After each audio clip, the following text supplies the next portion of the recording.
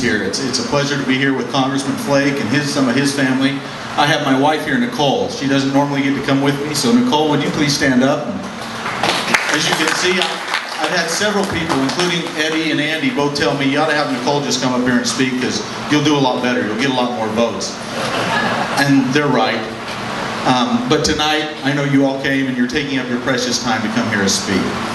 I'm a fifth-generation Arizonan, as was said, and I've been running a family business for the last 20 years. I haven't been in political office. I've been actually out there balancing budgets, having to make payrolls, having to spend sleepless nights worrying how we were going to make a profit the next week, and figuring out how we were going to move our business along. Anyone who's in business knows that businesses can't be stagnant. They can't come up and say, well, we didn't do it for the last decade, or we didn't do it for the last 2 decades, but give us another shot. Businesses aren't allowed to do that. They fail. And it's time that the federal government, and we have people that go to the federal government that understand that.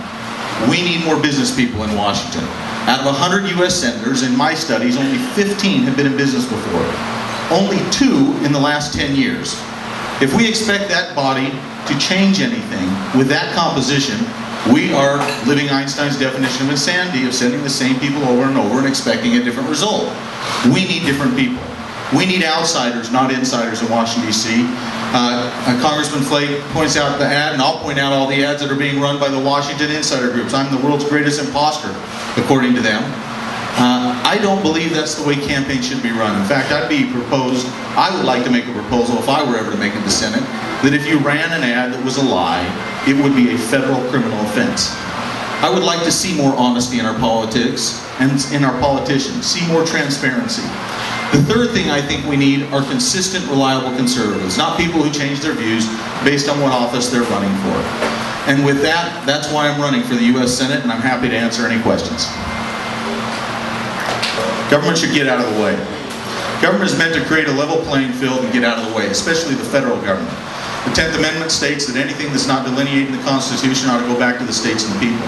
And as Jeff correctly pointed out, people at a local level make much better decisions than the federal government. I am really tired, though, of federal officials whose incentives and priorities are not aligned with local people. For instance, I don't believe government officials should get a pension. Do any of you get a pension in your small businesses? Why would a government official going back for public service then get a pension? Number 2, why do they live under any different laws than the rest of us live under? It's appalling to me that 60 Minutes had to bring up insider trading. Right now, they shouldn't have any trading period. There's a conflict of interest. When you're a member of Congress, with any kind of trading, you ought to be doing a blind trust. The third thing is, if you don't pass a budget, you ought to live just like the rest of us do. You ought to get fired or not paid. And so I believe if you don't pass a budget, you shouldn't get paid. You shouldn't be rewarded at all. In fact, I'll go to the last thing, which is, if you have had any term, one term in Congress, you should not be able to peddle influence afterwards and become rich off of that. I'm not running to impress or to gain the endorsement of the establishment. I think if you've served in the Senate for the last 20 years, history ought to be very, very harsh on you. We started out with very little debt. Now we're at $16 trillion in debt. We now have a border that's more broken than ever. We are in worse shape as a country. We are in the risk now of being the first generation to leave this country worse off than how we found it. That's not a record to be proud of. I'm not happy for a single minute of someone who served along that. I want new people in there to mix it up and change it. I want to change the character of Congress because I believe that's the only thing that is finally going to get us away from this progression of managing decay that has gone on for years and years and years. It needs to change, and it needs to change rapidly or we're going off a cliff. 2 things. Number 1, I believe education, as I stated before, is done better at a local level than is done at a national level.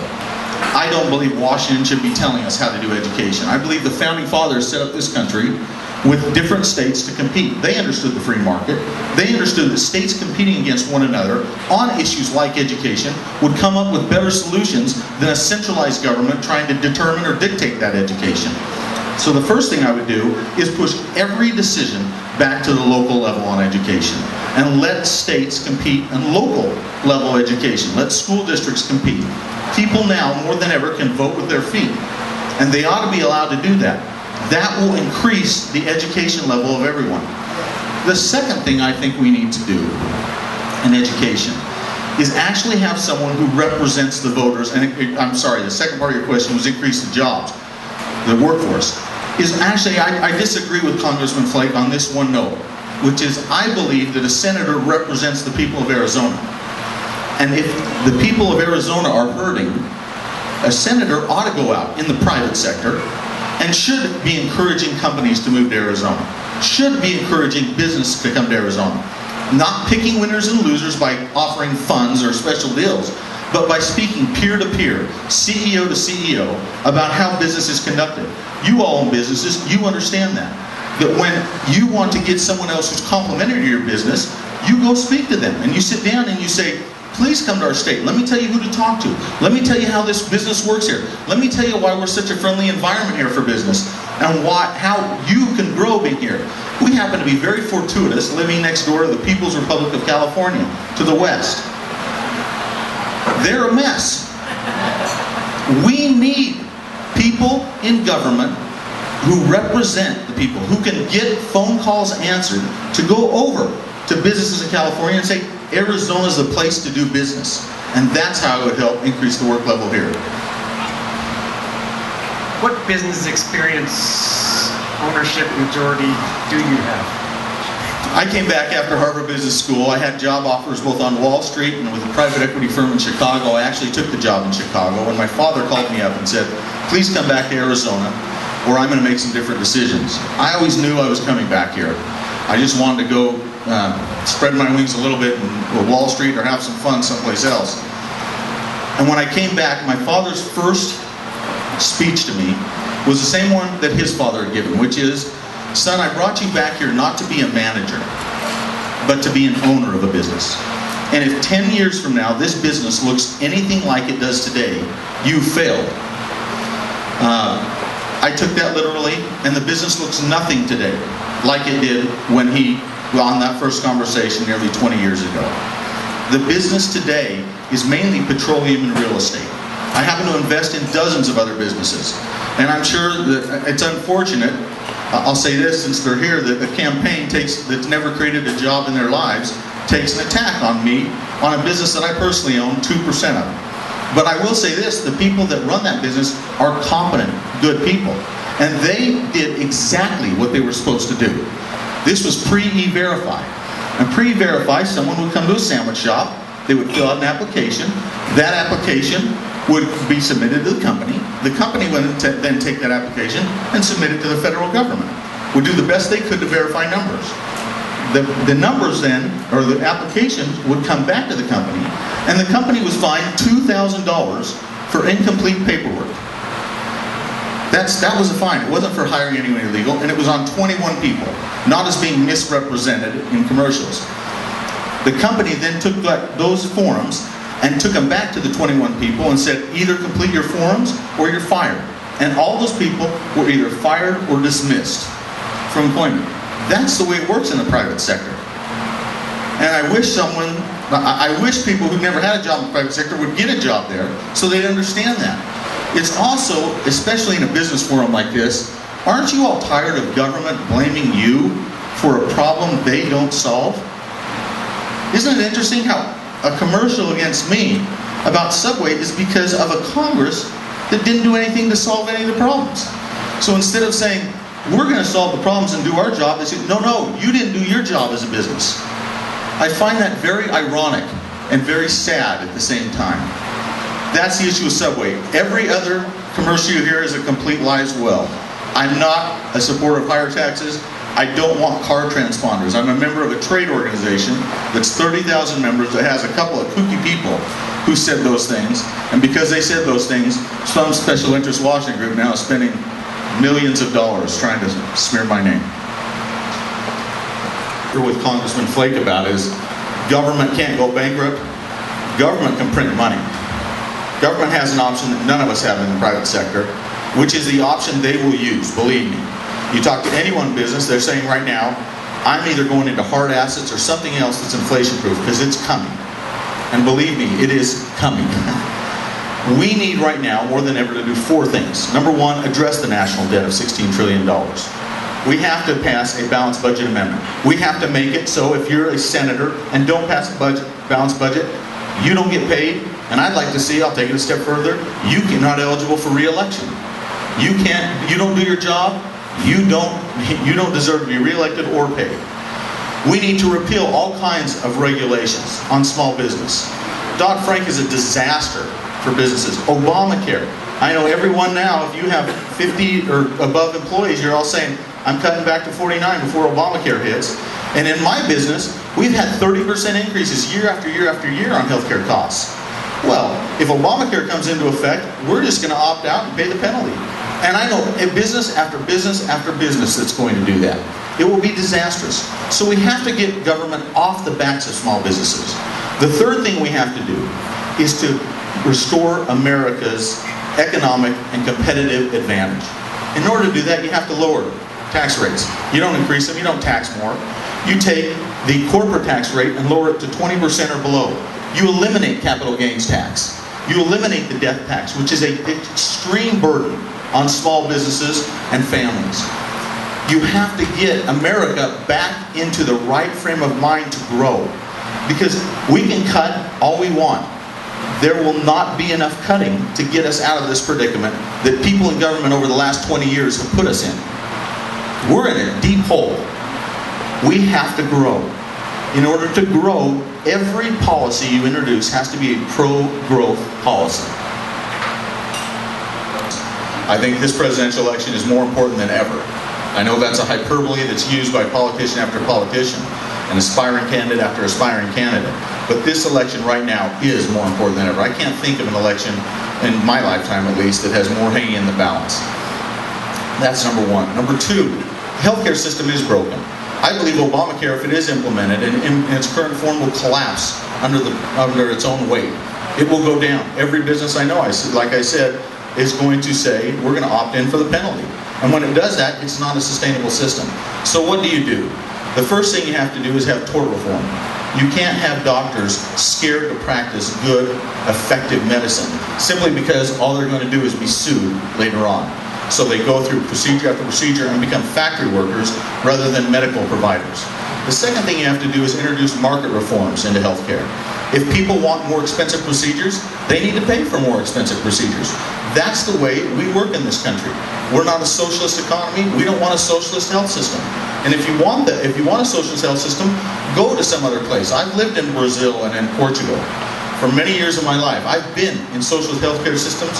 They're not great. In fact, you go to Great Britain right now, they'll tell you, go back to the United States. Everyone admires our healthcare system. The problem is we've overburdened that system with huge costs, both of regulation and of not letting the free market perform. And the third thing we need to do is to make sure that healthcare insurance companies are allowed to compete across state lines. Right now, there's a dearth of competition because they can't compete unless they're registered in every single state, and that doesn't provide for a free market to work. That's what I do with healthcare. The attributes that you believe will sell to independent voters and with open-minded voters from the opposing party. Business. It's the reason you all are here. I think business is exactly what people are demanding these days. With the low number of business people that are in Washington, D.C., we need more business women and businessmen to step up in public service, to go do it for a little while, to actually be a sacrifice to go do it, and have the incentive to come back home. That's number 1. The second thing I believe I have unique is I have 6 adopted brothers and sisters. 5 are Brazilian. I speak fluent Portuguese and somewhat fluent Spanish. I believe I can speak with Hispanic voters, and Hispanic voters, I believe, really are conservative at heart. They share family values just like the rest of us. They want to work hard. This country is built on immigration, and the legal immigrants of the Hispanic community are some of the best potential Republican recruits and independent recruits we can get. If you think the Fed and the government are completely independent institutions, you haven't been around that long, you haven't been in business very long. Of course, the government has the authority to print money. President Obama has talked about that before. They signal each other. They do it through all kinds of methods. So I completely disagree with the premise of that question. What is your first priority as a freshman, and how much can you change? I think I can change a lot. My first priority is, again, the economy and jobs. I think that having been one of very few, a handful of senators that have actually had a job in the private sector in the last 10 years will give me a large advantage in that. I think if you want to talk about medical practices in the Senate, you go talk to a doctor. I think if you want to go talk to someone who's very efficient in the law, you go talk to a judge or an attorney who's accomplished. And if you want to talk about economy and the jobs, you go talk to someone who's been in business, in economy and jobs. That would be my first focus, and the second focus would be on the problem at the border and illegal immigration, which I have been a victim of, and this whole state has been a victim of for far too long. Powers to impose disclosure requirements. What would you recommend in that area? Complete and utter transparency. That it be done before the money is spent. So you know exactly who's spending the money and where they're spending the money. And I think that ought to be done on everything. I think McCain-Feingold is a disaster in campaign finance reform. I believe that the government ought to be transparent. That we as a Republican Party should especially embrace transparency. That we should be looking for every dark corner and shining light in those dark corners. Light is the greatest antiseptic, and it applies to government just like it applies to business, just like it applies to families and individuals. It's reducing coverage. I think the President's plan is a disaster.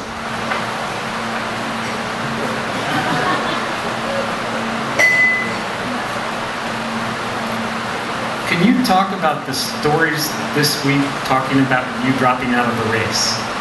Yeah, again, it's unfortunate, but when you're running against the establishment, you don't get a break, especially when the local media, Arizona Republic, which we all know is not a very good doesn't have a lot of journalistic integrity in their reporting, is running against you. And I've had that for the whole campaign. It's nothing unexpected for me. And it's unfortunate because they do a disservice to the Arizona voters by misreporting stuff.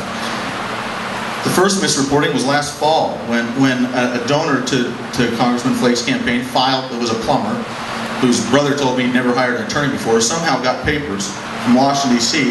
and filed an FEC complaint against me for using debt in my campaign. I had to educate the paper and Congressman Flake's staff on what a line of credit is.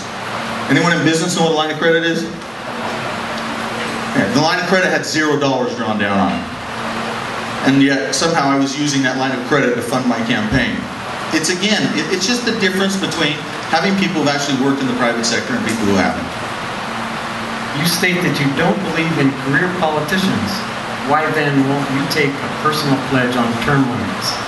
That's a pretty obvious question, isn't it? I mean, if you want, Jeff just pointed that out. He pointed out for the obvious reasons. You want to go in and just inoculate yourself and make yourself ineffective. Going straight in, that's what you do. I propose term limits for everyone. Many business owners are fed up with the negative discourse in Washington. What plans do you have to work with members of the Senate and the Congress in order to move legislation forward? I'm one of those people. I'm sick and tired of people talking to each other through press conferences. I'm sick and tired of staffs going and talking to staffs, instead of people who are elected sitting down and talking face to face.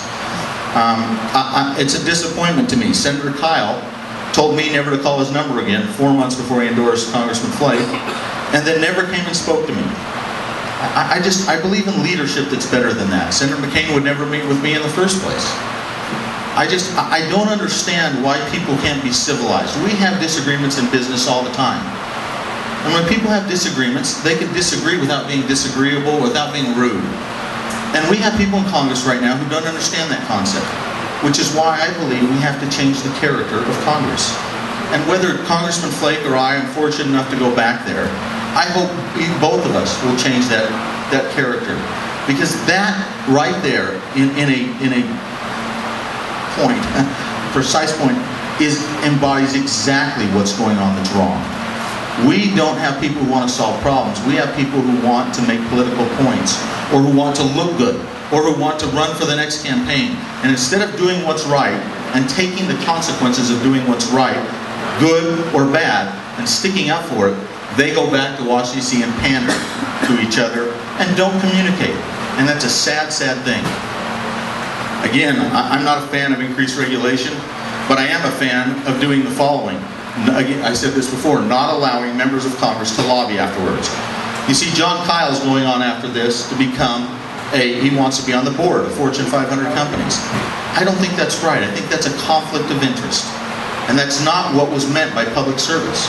And I hope Congressman Flake afterwards would say, I'm not going to go on the boards, I'm not going to lobby, because that's not right afterwards to peddle my influence, that the people entrusted with me, they gave me power, I didn't get the power to myself. And so we need to send people back to Washington, D.C. who will refute big business and big government and stop government from picking winners and losers. If you think that GM and Solyndra and all those companies just got government money without participating beforehand, without having some lobbyists and some former members of Congress going in and lobbying for them, you don't understand how Washington works either. And we've got to stop those manipulative and wrong processes from going on. You just want 2 or 3? Just 2 or 3. I pay so many taxes every year, they're all passionate to me. I'm passionate about the corporate income tax rate. I'm passionate about capital gains that makes it a disincentive to invest further in businesses. I'm passionate about people who don't understand that profits in a business are generally reinvested back in the business or spent. They're not frivolously out just thrown away somewhere. They actually go to grow the business. When a person is experiencing success in a business, despite the government, they take their hard-earned money and put it back in. And the reason we're seeing so many companies right now stockpile cash is because businesses demand a constant and a secure climate to do business. And we all know in business that government's going to change the rules on us. And when government changes the rules on us, we say, you know what, I don't know if I'm going to participate right now. Because they may change those rules, and if they do so, we're going to end up looking dumb for having invested in a game where the rules got changed on us in the middle of the game. That's not what we need. I'm passionate about every single tax issue because I believe every single tax dollar is not the government's. It comes from private individuals and companies. Thank you all for allowing me to come here again. I really appreciate it, taking your valuable time. I'm normally in your shoes, not in my shoes. I'm normally the guy sitting there in a hot place waiting for some guy who's a loudmouth to stop speaking. I believe now more than ever we need business people in Washington, D.C. We need people who haven't talked about it, who haven't written books about it, read books about it, written nice papers, nice op-eds. We need people who have actually done it. We need to get the job done. The time of think tanks and of thinking of good ideas and proposing good ideas and hyperbole on we tried to get this done, we couldn't get it done is past. It's time for action. It's time for do tanks. It's time for people to actually get the job done.